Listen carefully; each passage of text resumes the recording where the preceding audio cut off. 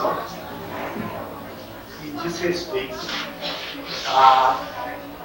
ao tema central, que é a geometria. O Espiritismo, uma nova era para a humanidade. Para que nós possamos entender esse posicionamento do Espiritismo, nós gostaríamos de partir do seu posicionamento no contexto cultural moderno. Exatamente a partir daí é que nós poderemos chegar às conclusões diferentes.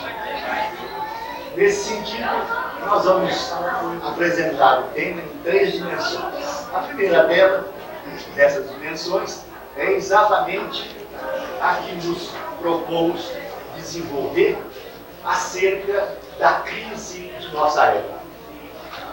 Vivemos realmente uma das maiores crises que a humanidade já conheceu.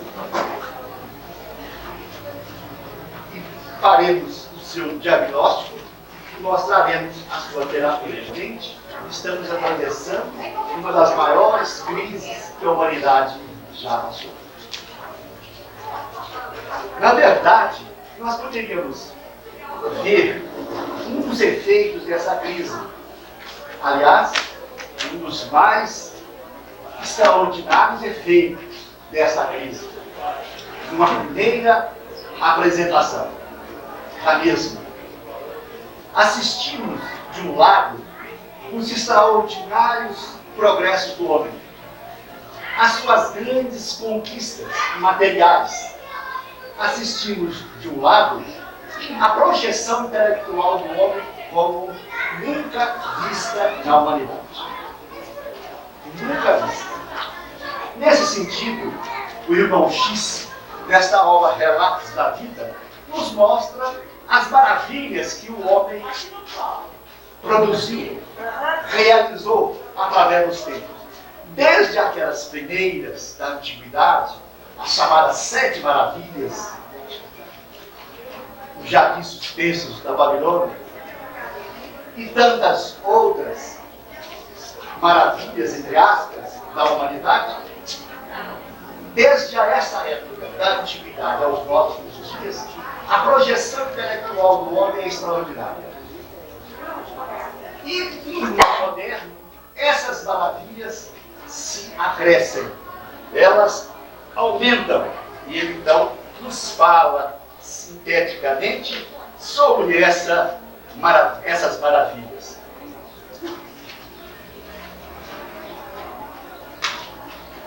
O mundo de hoje, quer dizer, depois de citar as 7 maravilhas que a humanidade conheceu na antiguidade, disse ele, possui também as suas maravilhas modernas. Os arranha-céus de Nova York, a Torre Eiffel de Paris, a Catedral de Milão, o Museu de Louvre, o Palácio de Versalhes, a construção de Veneza e o Canal de Suez, além de outras que é do dia a dia nosso, do cotidiano. As descobertas do telégrafo, do transatlântico, do avião, do anestésico, do rádio, da televisão, da energia atômica.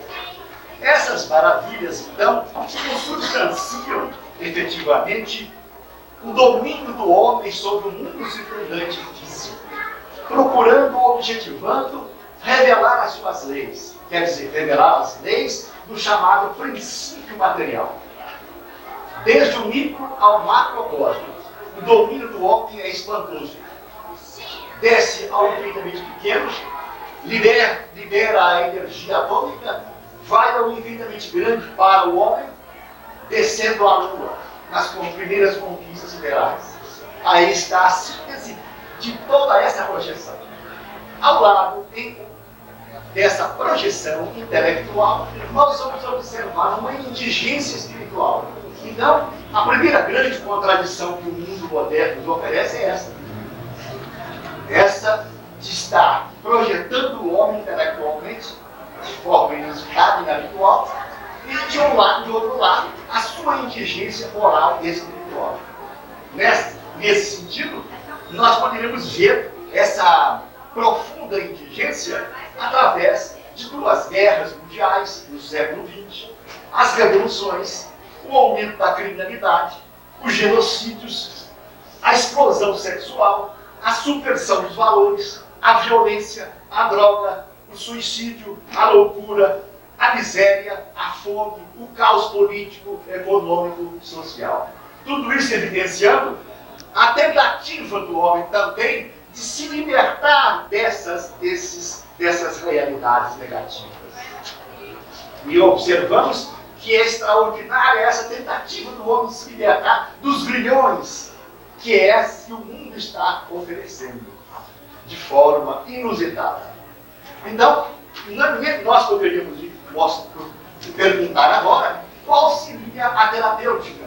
De que forma o homem poderia se libertar desses grilhões negativos, dessa crise que assola a humanidade? Nesse sentido, nós vamos buscar em Peter Sorokin, extraordinário sociólogo russo, que se radicou nos Estados Unidos e lá desencarnou. Ele defende uma tese que se compatibiliza de forma extraordinária com o pensamento espírita. Chama-se A Crise de Nossa Era, esta obra, de Peter Sorokin. E ele desenvolve o seu pensamento com os seus ciclos de cultura. Todavia, nós precisamos nos entender acerca da cultura, do que nós entendemos por cultura, em contraposição a um processo civilizatório. Os sociólogos nos falam em dois processos: os processos civilizatório e o cultural. Nesse sentido, então, por processo civilizatório, nós devemos entender o quê? Exatamente o domínio do homem, graças à técnica e à ciência, sobre o mundo circundante físico, sobre a natureza, sobre o princípio material, revelando as suas leis, com vistas ao bem-estar e à felicidade dos homens. Esse é o processo civilizatório apontado pelos sociólogos. Em contraposição a esse processo civilizatório, nós vamos encontrar o processo cultural. O que é que nós entendemos por processo cultural? Em contraposição ao processo civilizatório, que significa o homem colocando a técnica e a ciência a seu serviço para dominar o mundo circundante físico. Daí as maravilhas que nós conhecemos, que a humanidade está conhecendo. Em contraposição a esse processo civilizatório, então existe o processo cultural. Como é que nós o conceituamos? Por processo cultural, nós entendemos, com os melhores pensadores e sociólogos, que é um conjunto de caracteres, unificados por uma concepção do mundo e do universo, que são caracteres norteadores da vida das sociedades em geral. E que se manifestam esses caracteres em padrões de comportamento, entre aspas, padrões de comportamento comuns das sociedades, ideias comuns, pensamentos comuns, costumes, valores comuns e formas de vida comuns. Quer dizer, nós temos então um conjunto de caracteres norteadores das sociedades que se apresentam através de padrões de comportamento dessa sociedade, de ideias comuns, de pensamentos comuns, de costumes, valores comuns. Nesse sentido, então, nós poderíamos concluir que esses caracteres estão embasados por uma concepção do mundo e do universo. Vamos ver então agora como Sorokin nos mostra exatamente a cultura, como é que ela se apresenta historicamente nas sociedades. E ele então nos fala no ciclo de cultura, para depois chegar à conclusão da decadência e morte, da desagregação, da cultura dominante. Mas vamos então aos ciclos de cultura apresentados por Sorokin, para entendermos bem as primeiras conclusões nessa nossa dimensão primeira.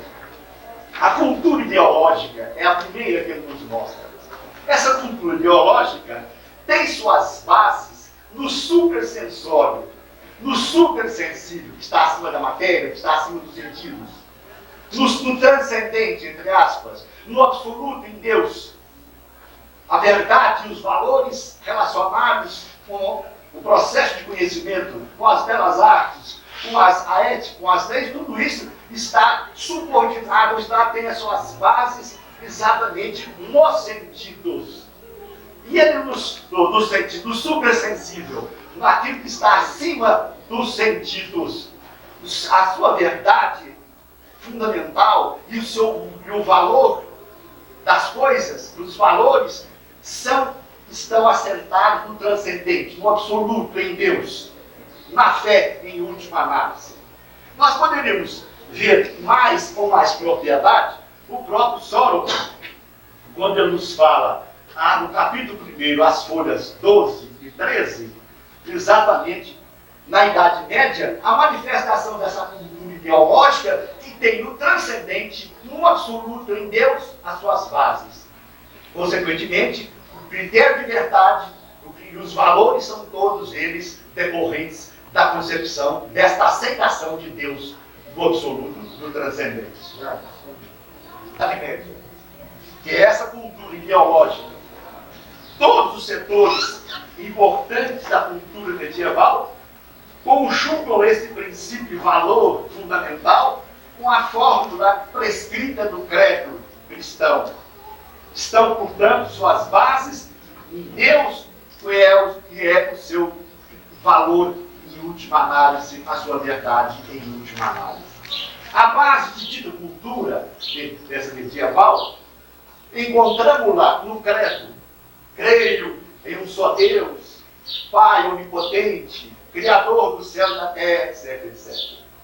Mais adiante, para vocês terem ideia do domínio dessa cultura ideológica, sua arquitetura e escultura podiam definir-se como a Bíblia na pedra. Sua literatura era religiosa, sem exceção. Sua pintura tinha como tema a Bíblia. Suas pinturas, portanto, assentavam na Bíblia, naquilo que a Bíblia dizia. Mas ainda, sua música era quase exclusivamente religiosa. Aleluia, glória, Kyrie eleison, credo, Agnus Dei, missas solenes, requiem, etc.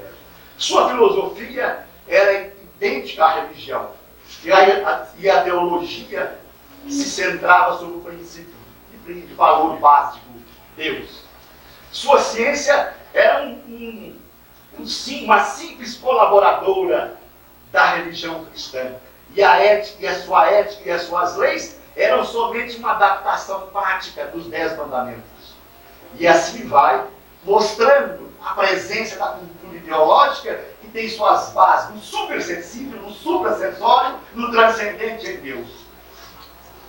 Esse é um exemplo da cultura ideológica. Em contraposição a essa cultura ideológica, nós vamos encontrar a cultura sensível. Essa tem por base os sentidos. Os sentidos é que são o critério de verdade e de valor. Só é dos sentidos. Então, somente o que vemos, ouvimos, tocamos é verdadeiro e tem valor. Fora dos sentidos, não existe nenhuma realidade. Portanto, o suprassensível, o supersensório. Seus critérios de valoração são utilitaristas, hedonistas, práticos, pragmáticos ou sensórios. Esse é o segundo tipo de cultura que Solomon apresenta. O terceiro é a cultura idealista. Essa cultura idealista é exatamente aquela de síntese feita pela razão. As suas bases estão assentadas parte no mundo sensório, sensível, material, dos sentidos, e parte no mundo suprassensório, supersensível. Ambos unificados em Deus. Ambas essas realidades unificadas em Deus. Então, é o transcendente e o imanente. Quer dizer, a transcendência e a imanência aparecem aqui, nesse particular, quer dizer, na cultura idealista. Ela é uma síntese, é eclética, ela funde as duas primeiras. Então, a pergunta é essa: qual a cultura dominante na atualidade?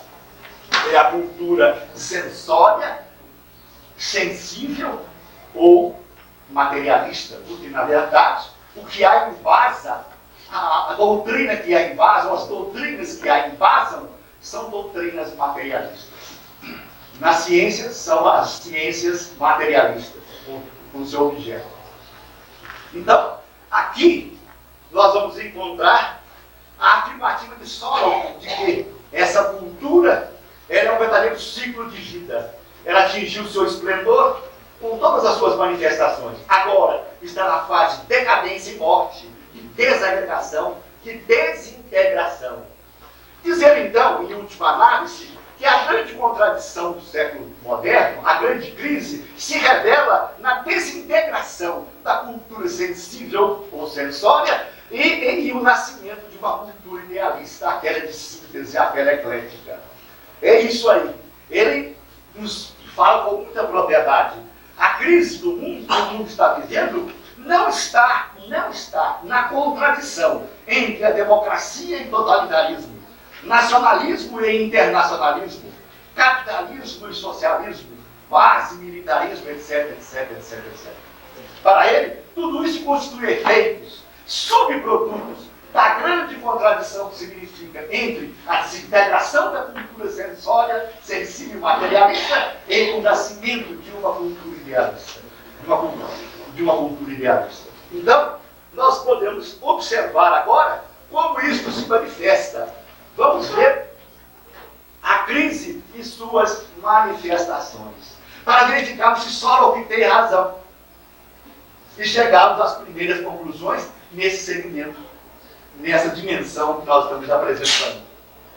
A crise, essa contradição básica que nós apresentamos, que Solon apresentou, ela se manifesta, nós podemos encontrá-la em três aspectos da vida: nas belas artes, no processo de conhecimento da verdade e na ética e nas leis. Três apenas bastaria, só três. Certo? Nas belas artes, quer dizer, na pintura, escultura, música, literatura, arquitetura, etc. Tendo as belas artes suas bases nos sentidos, elas retratam simplesmente a vida material, apresentando-a em todas as suas formas, materializadas aonde? No prazer, na sensualidade, no patológico, na excitação e no entretenimento dos sentidos. Se a base são os sentidos, evidentemente tudo gira, tudo se volta para a satisfação desses sentidos. E seus temas são, na literatura, por exemplo, o submundo, os valores negativos, a violência, o sexo. Os personagens são seres nas piores condições de vulgaridade, de degradação, de grosseria, e se são elevados à categoria de heróis. E a crise se manifesta nas belas artes quando? Mostra no Solon. A sua finalidade é simplesmente de proporcionar prazer, gozo, porque tem um sentido utilitarista, objetivando a satisfação do sentido.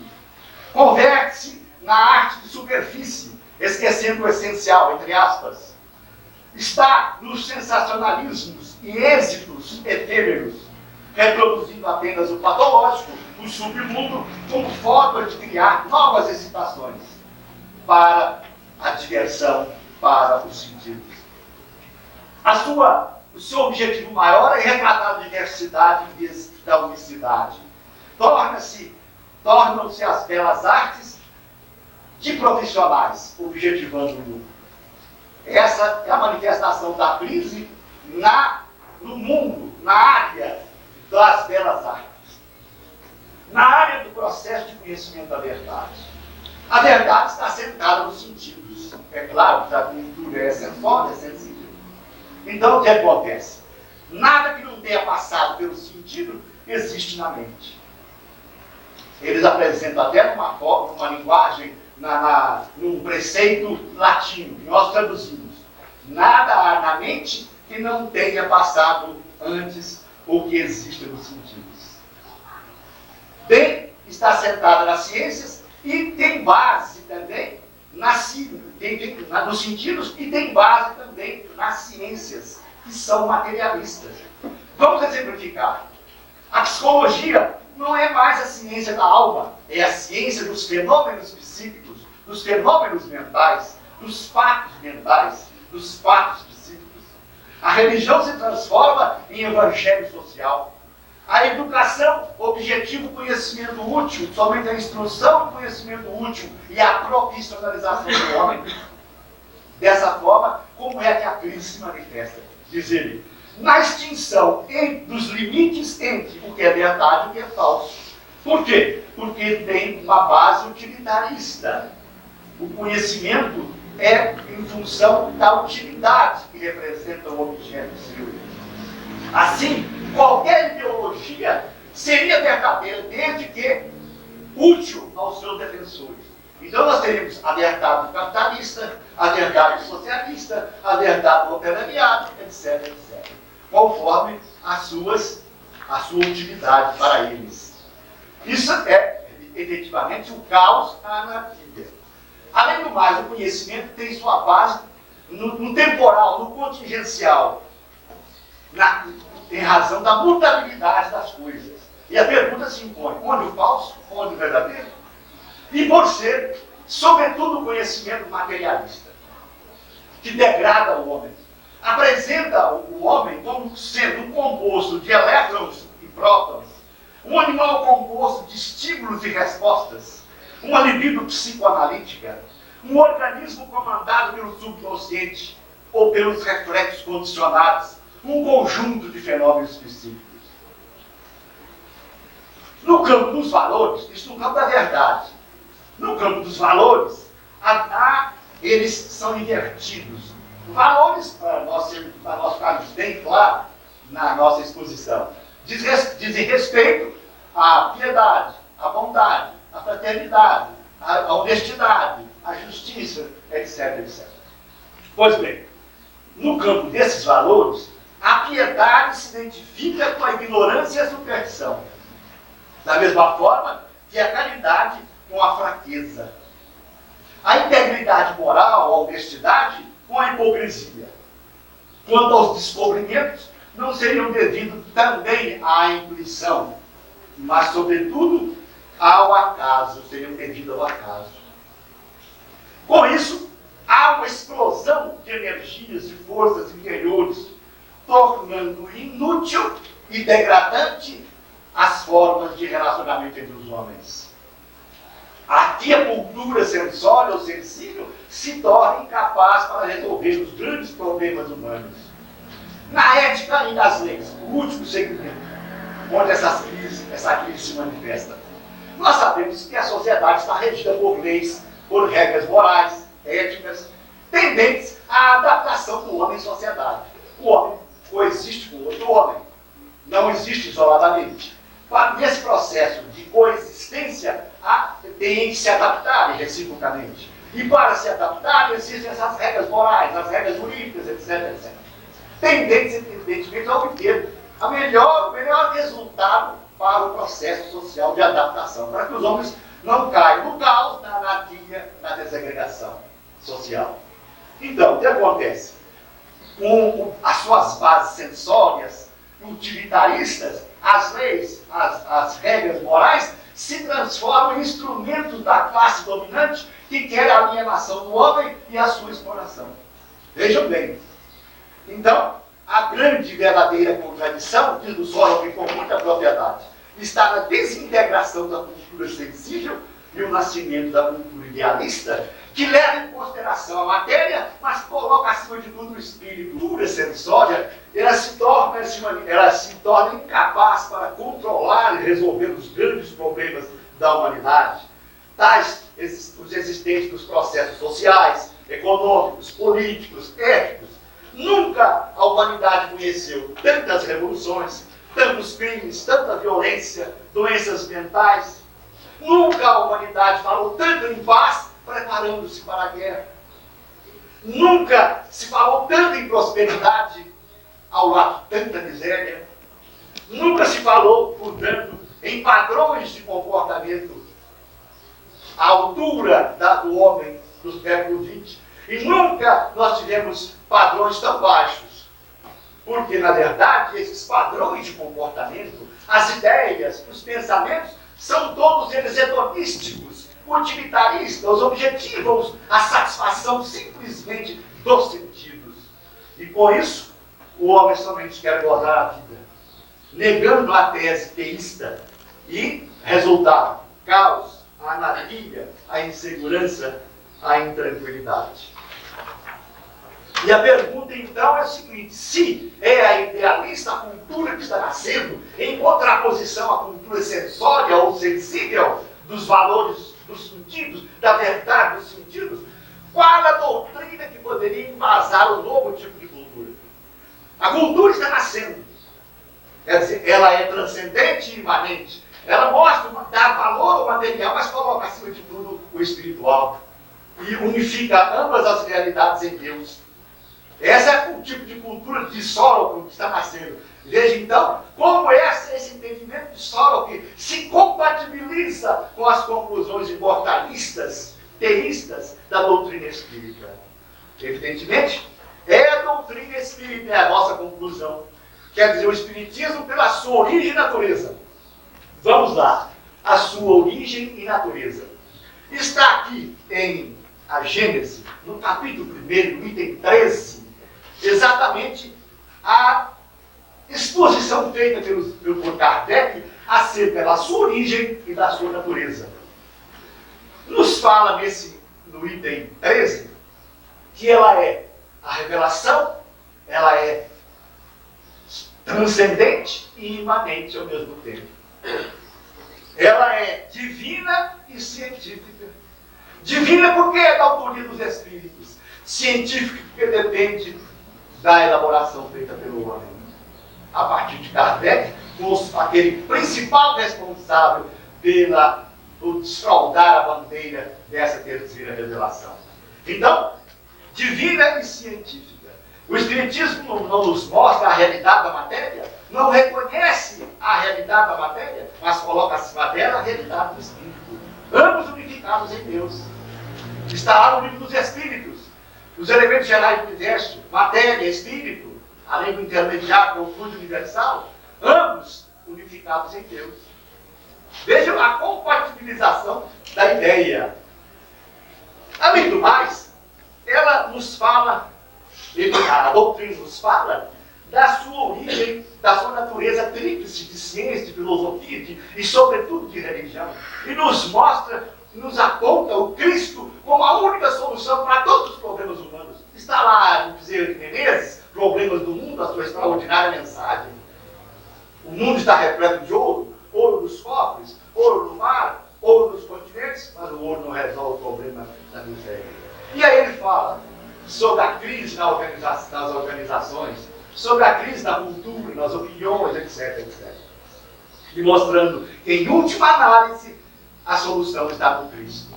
Mas não é apenas, e é aí que está a compatibilização da doutrina, da tese defendida por Sorokin e o Espiritismo. Ele nos mostra, Sorokin, exatamente no capítulo 9, que para embasar o novo tipo de cultura, somente uma religião velha ou uma nova religião. Há necessidade, diz ele, de que haja uma revolução religiosa. Então, diz ele, há necessidade de uma revolução religiosa. E que tal tipo de cultura deverá ser redigida, ser textual, pelas normas do Sermão da Montanha. Então, é o próprio sociólogo e, ao mesmo tempo, pensador, que nos mostra exatamente esses parâmetros que estão em sintonia com a doutrina dos Espíritos.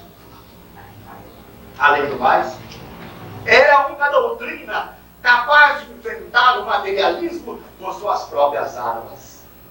Enquanto as outras religiões alegam que a alma é imortal, a doutrina dos Espíritos alega isso, mas prova pelas vias mediúnicas, pelo seu grande e extraordinário laboratório mediúnico.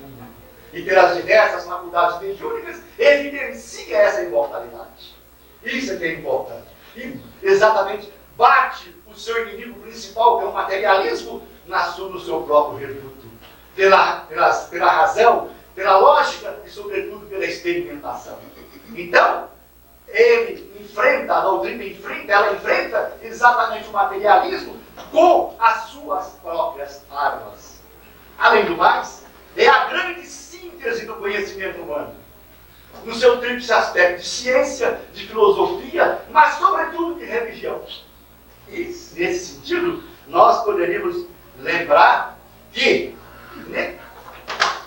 pela sua natureza predominantemente religiosa, consoladora, está revivendo Jesus, o Cristo, como a única solução para os problemas humanos.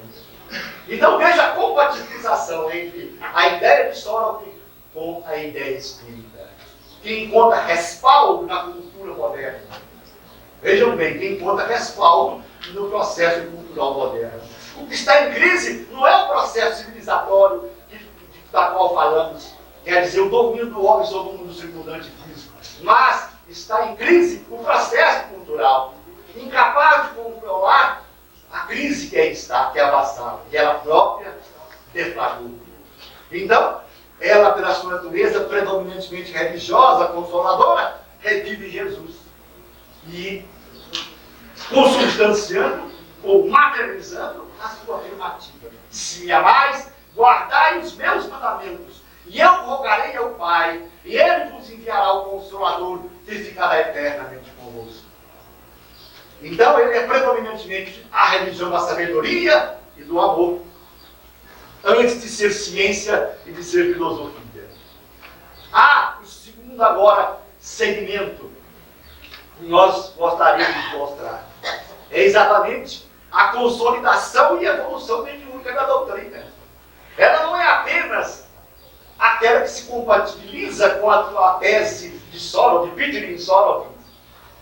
Ela também é uma afirmativa de que se desdobra no tempo e no espaço. Ela evolui, ela é dinâmica, não fica parada. Não ficou no século passado e está agora evidenciando a sua evolução no século XX. No século passado, depois das obras básicas de Kardec, Gabriel Bellamy tem negando valor aos outros médicos. Mas nós comparamos Chico nos esclarecimentos progressivos como sendo o grande rio, o Amazonas. Os outros são afluentes que engrossam as suas águas, com vistas a mais perfeita satisfação dos interesses evangélicos. Então é isso. Essa consolidação e evolução mediúnica estão aí em pleno século XX, depois de Gabriel Bellamy e Leon Denis. E, por isso mesmo, mostrando nesse terceiro segmento a posição do Brasil no Conselho das Nações. Então, se a França foi o berço do Espiritismo, a consolidação e a evolução mediúnica da doutrina dos Espíritos está com o Brasil. Então, é grande a sua tarefa, grande a sua missão. É, assim, uma demonstração inequívoca de que não apenas os indivíduos se tornam intérpretes da terceira revelação nas suas manifestações práticas, mas um povo, na sua totalidade, pode representar e está representando atualmente o direcionamento do esclarecimento progressivo da doutrina. E nós poderíamos, então, concluir, logicamente, o Espiritismo, uma nova era para a humanidade. Mais que isso, será a crença da humanidade. Está lá na questão 798 do Livro dos Espíritos. Vamos citar textualmente a questão. O Espiritismo se tornará uma crença comum ou será apenas a de algumas pessoas? Certamente ela se tornará, dizem os Espíritos, uma crença comum e marcará uma nova era na história da humanidade, porque pertence à natureza e chegou o tempo em que deve tomar lugar nos conhecimentos humanos. Ela que vai embasar um novo tipo de cultura que está nascendo, a cultura idealista, no dizer de Sorokli. Haverá, entretanto, grandes lutas a sustentar. E aí vai, então, ele nos mostrando a natureza dessas lutas e mostrando, em última análise, que a vitória será dos Espíritos, consequentemente, de nosso Senhor Jesus Cristo, aquele que é, para nós, a única solução para os problemas humanos. Alguma pergunta sobre o que nós falamos? Essa foi a primeira exposição. Já, mas eu acho que até querer negar isso aí é falta de conhecimento da própria obra do Chico. Porque, na verdade, você concluiu bem, porque na atualidade não existe. Se uma fonte de maior informação, tal, do Chico tem nos apresentado. Então, negar isso aí só aqueles que não conhecem. É verdade. Nós entendemos.